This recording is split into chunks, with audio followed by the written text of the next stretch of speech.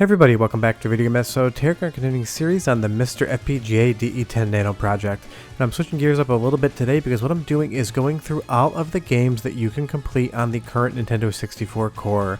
There's been a lot of discussion about what games to play. Well, these are the ones you can sit down and play from start to finish and see the credits roll.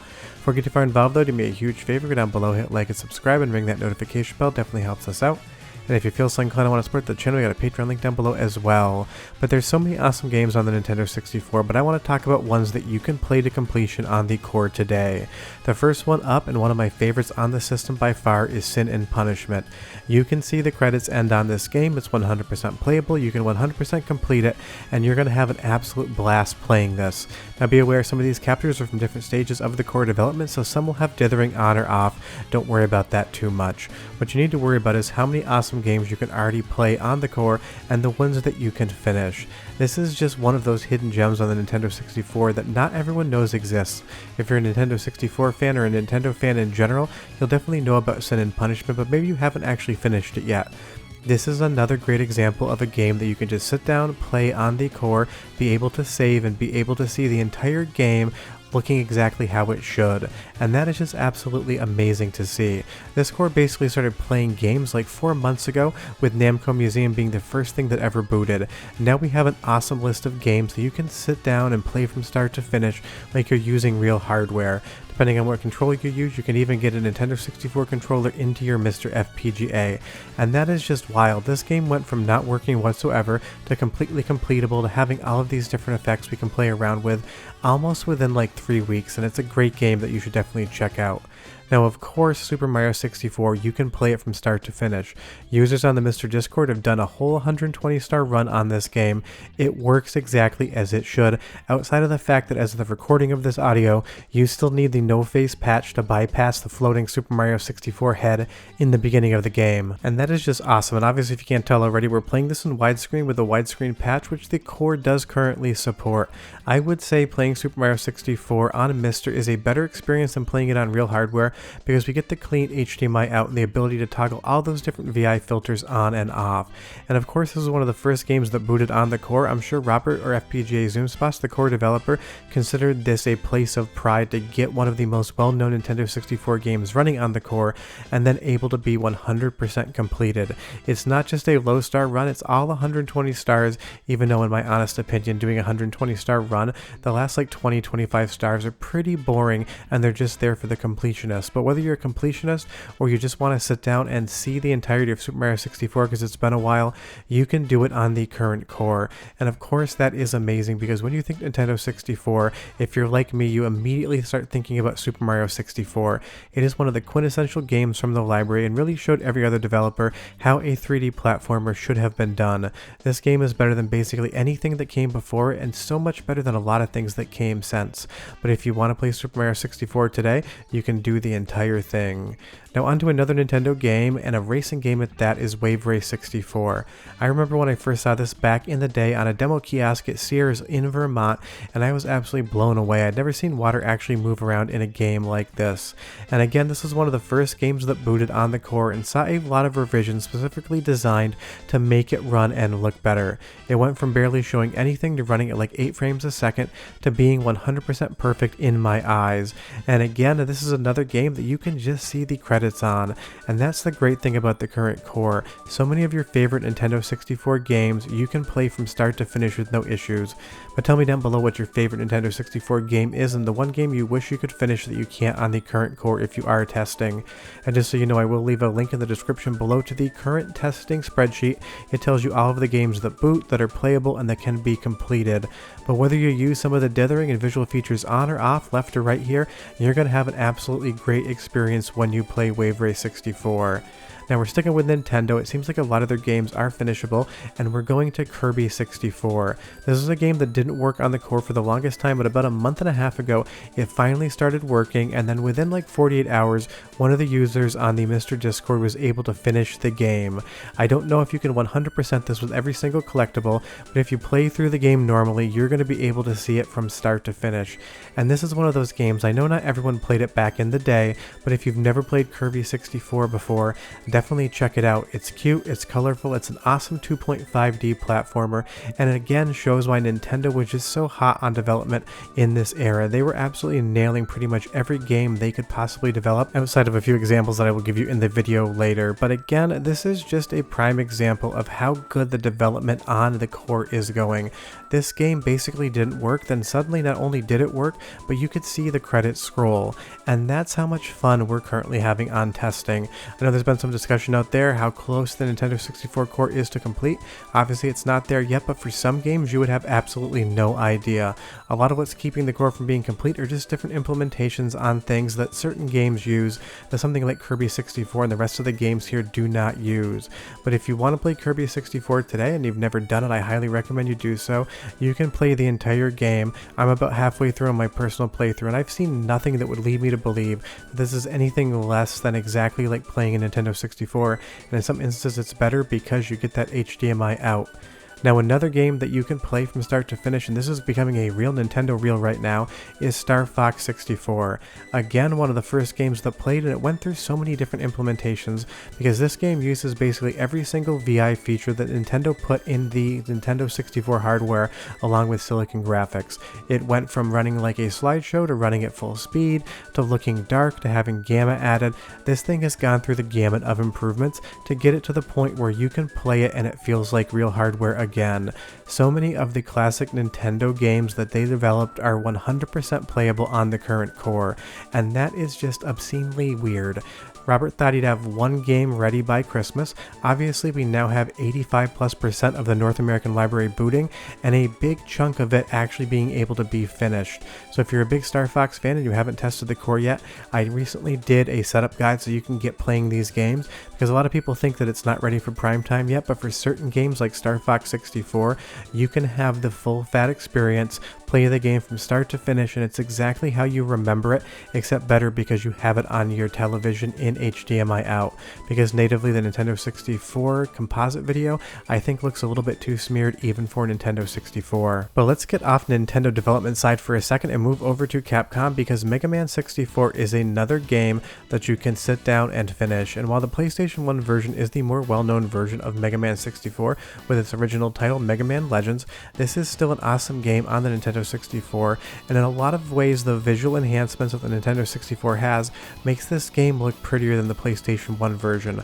While I would say the definitive gameplay version is on PS1, visually I like the Nintendo 64 more, so if you want to give this game another shot, you can do it on the core today. It's definitely not as good as Mega Man Legends 2 or Tron Bonne, but it's definitely a fun experience, and like I said, the visual quality of the Nintendo 64 core, along with what the Nintendo 64 hardware looked like in the first place, makes me feel at least visually this is the definitive version of the game you should play, and you can beat it on the core.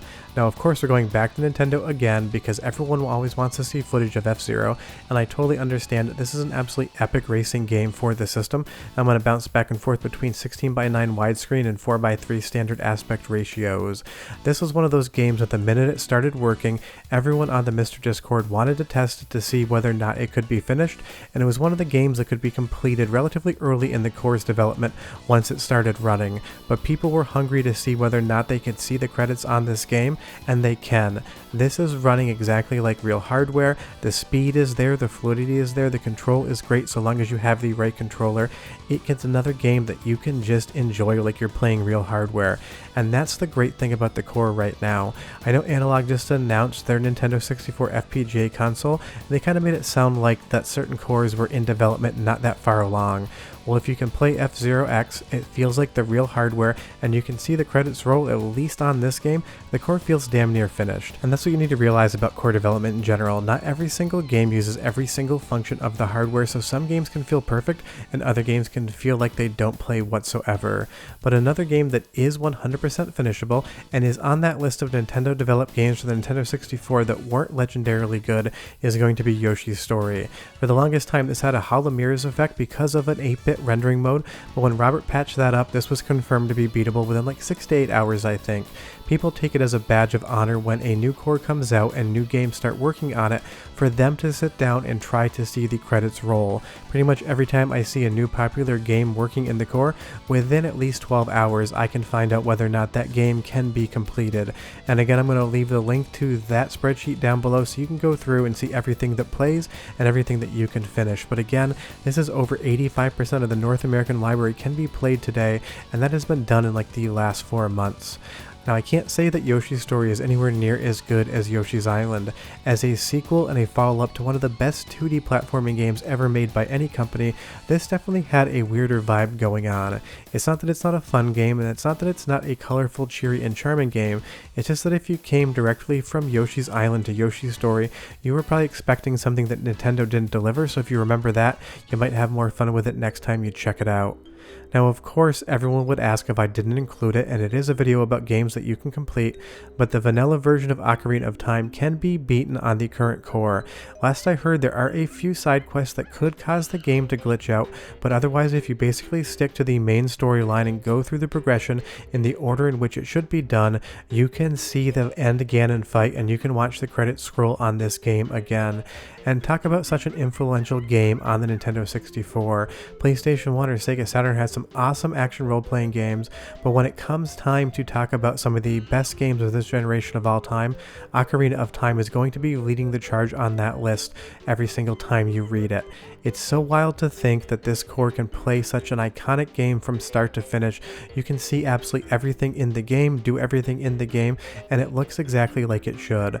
Right now, I don't believe Majora's Mask is finishable yet, but when that happens, I'll probably update this video with more games that just work 100% of the time. And be aware that there are some games that you can complete that aren't in this list, some that I really wouldn't consider something I'd ever play, but there are more games that I'm showing you. I'm just cherry picking the absolute best of the Nintendo 64 and telling you you should play it today.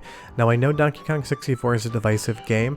I think if you actually go for 100% completion on this game, it becomes incredibly boring. But if you just play it for the story, just go through enough of the game to see the ending, I think it's an absolutely spectacular 3D platformer, and I love what Rare did with the Donkey Kong formula after coming off Donkey Kong Country. But if you just go for the collectibles, it's going to be a slog, but it is a slog that you can experience today, and I don't know if anyone's done a 100% run yet, so if I know that that happens, I will update the text description below next time you watch the video. But you can see this game to completion, and I remember when it first started working, somebody sat down and like 7 hours later was able to beat the game, and they were basically putting different photos up on the MiSTer FPGA Discord channel for Nintendo 64, tracking their progress in real time.